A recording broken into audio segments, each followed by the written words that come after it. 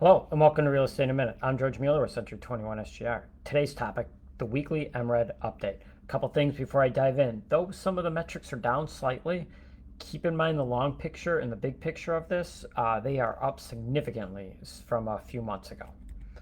As you can see, residential closed listings dipped 8% compared to last week, while outperforming last year's pandemic numbers by about 10%. So a good sign there, even though they're dipping. And again, if you're looking at this throughout this is still pretty high compared to the previous weeks, if not months.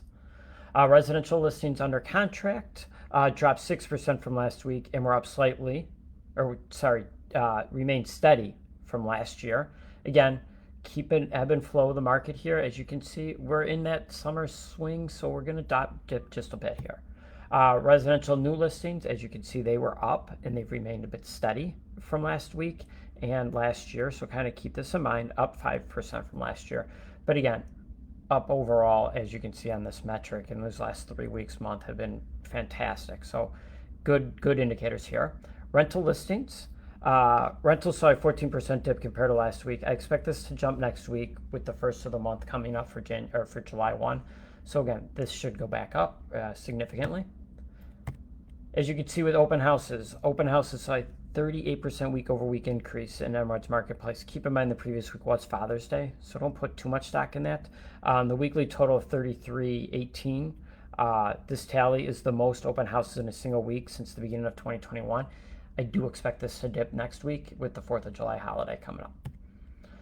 Good indicator here with showings. They are slightly outperforming 2019 numbers. 2020 numbers just kind of anomaly there. So measure them with 2019, but they're on pace, if not slightly higher than 2019 numbers. Residential sold prices. Here we saw the median price decreased to $287,000. This number is still outperforming last year's numbers by 15%. And then rental prices here, as you can see, we're down $50 from last week and are consistent with last year's prices. Overall, the indicators suggest we're still in a seller's market with the median home price and listings under contract.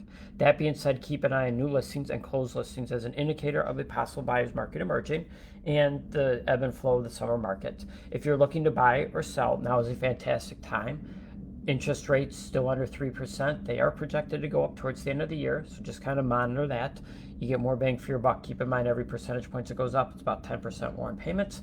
So some things to think about. And that's Real Estate in a Minute. Please feel free to reach out with any questions.